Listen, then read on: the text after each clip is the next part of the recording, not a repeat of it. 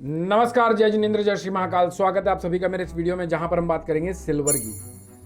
ताबड़तोड़ तेजी, 2,31,000 रुपए के आसपास चांदी आ चुकी है। कहां कहां तक टूट सकती है, कहां कहां तक बढ़ सकती है, क्यों बढ़ सकती है, कब बढ़ सकती है, कौन से डेटाज आने वाले हैं, डॉलर का चार्ट क्या कहता है, इंटरनेशनल चार्ट क्या बोलते हैं, सारी बातों को इसी वीडियो में कवर करेंगे, छोटे से वीडियो में और एकदम आसान भाषा में।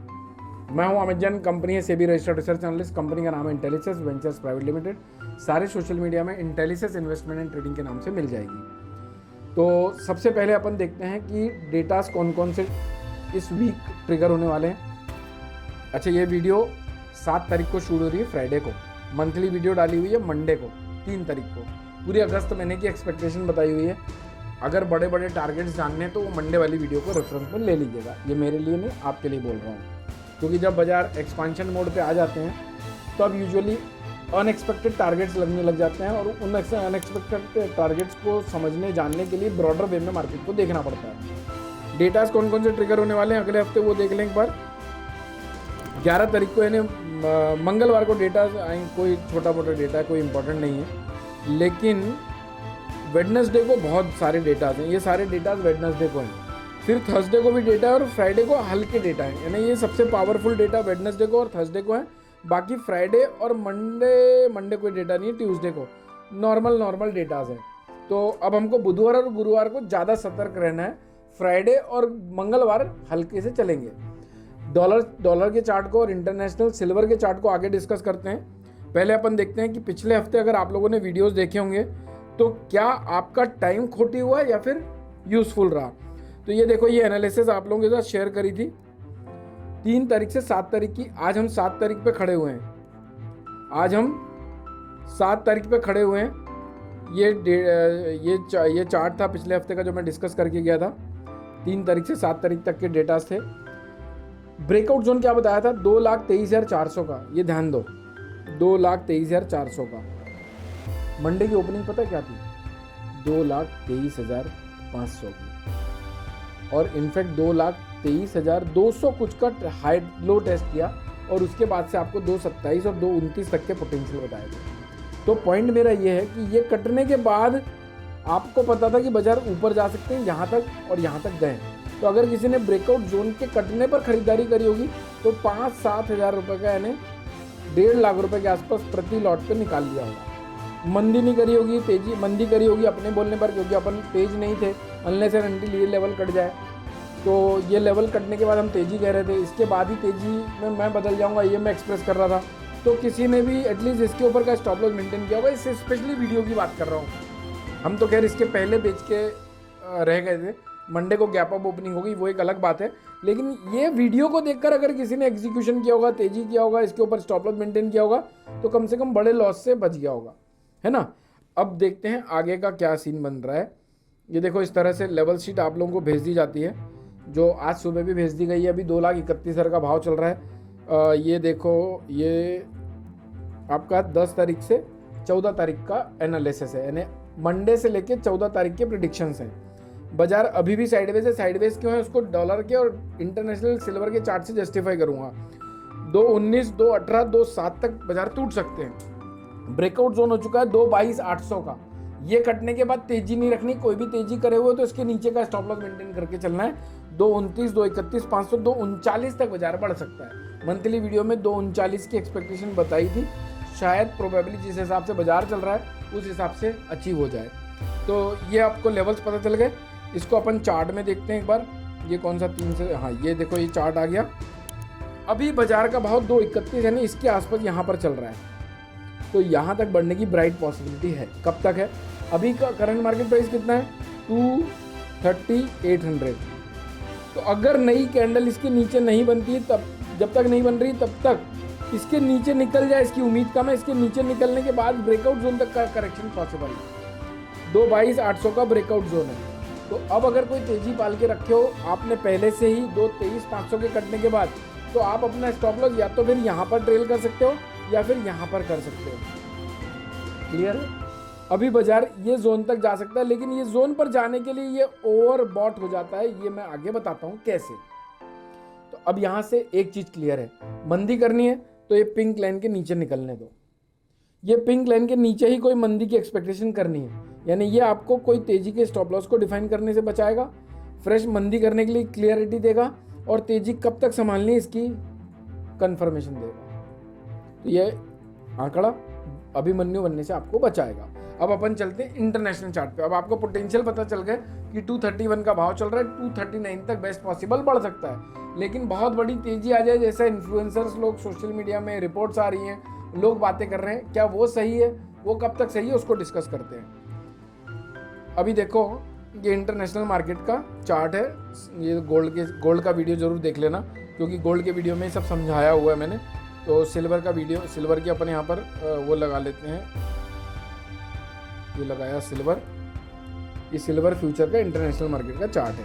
अभी देखो सबसे बड़ी बात, इसको एक रील में भी समझाया था, आप इस पेज में नए हो तो पेज को फॉलो करके जा सकते हो। अच्छे खासे व्यूज़ आए हैं। 3 लाख में आने के लिए बाजार को यहाँ तक आना पड़ेगा। $81, आज चल रहा है $63। क्या आपको लगता है आज 231 का भाव है तो क्या यहाँ से इतनी बड़ी कैंडल ग्रीन बन सकती है? नो, नहीं बन सकती। क्यों?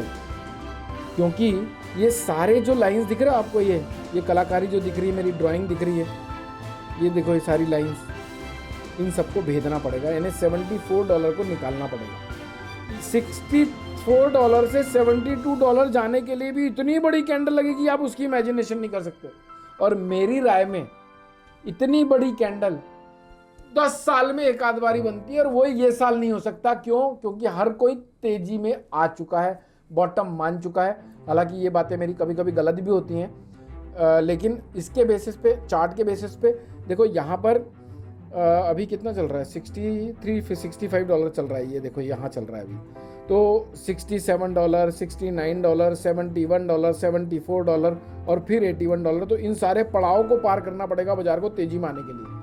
तो बाजार ये, और ये डेली चार्ट है, ऐसा नहीं कि घंटे 2 घंटे 5 मिनट का चार्ट देख रहे हैं अपन, भाई साहब डेली चार्ट है ये। मुझे आज तक ऐसी कोई कैंडल नहीं मिली जो यहाँ से बने और यहाँ तक पहुँच जाए, वो भी एक ही ग्रीन कैंडल, यानी कि करीब करीब $10 की तेजी। $10 यानी पता है कितना होता है? $1 पे लगभग 36,000 रुपये की मूवमेंट आती है, यानी $1 पे 3600 रुपये की मूवमेंट आती है, सॉरी, यानी 36,000 रुपये यहाँ से बढ़ जाए चांदी। अब अपन यहाँ से अगर 36,000 पकड़ भी लेते हैं, चलो 40,000 पकड़ लो, तो 270 को क्रॉस करना पड़ेगा इसको। ऐसे हलवा थोड़ी ना। तो ये चार्ट के बेसिस पे हलवा नहीं लगता है, बहुत बड़ी तेजी आ जाए इसकी उम्मीद कम है, इसीलिए मैं मीडियम टर्म में बाजार को बेरिश कह रहा हूँ। समझ में आ गया लॉजिक क्या है मीडियम टर्म में बेरिश होने का? बाजार टाइम करेक्शन में अभी देखो यहाँ पर एक ग्रीन कैंडल जरूर बन रही है, लेकिन हो सकता है एक रेड कैंडल बन जाए, हो सकता है आने वाले टाइम पर धीरे धीरे बाजार बढ़े, लेकिन ये टाइम लेगा। तब तक अपनी बहुत सारी एनालिसिस आगे आ जाएगी। और एक लॉजिक बताता हूँ, डॉलर का चार्ट देखते हैं अपन, DX करेंगे तो देखो यहाँ लिखा हुआ है US डॉलर इंडेक्स, इस पर क्लिक करें, ये भी डेली चार्ट बन गया। अब यहाँ से देखो ये डेली चार्ट है 160 को, इसको अपन ने ना गोल्ड के चार्ट में भी डिस्कस किया, इसके ऊपर नई कैंडल बनती है तो प्योर बुल रन में चला जाएगा ये 101 103 तक, और ये टूटता है तो गोल्ड सिल्वर बढ़ता है, ये बढ़ता है तो गोल्ड सिल्वर टूटता है। तो अभी बाजार ऑलरेडी ये करेक्शन देके यहाँ पर खड़ा हुआ है, यहाँ से टूटने की संभावना है बहुत ज़्यादा कम लगती है।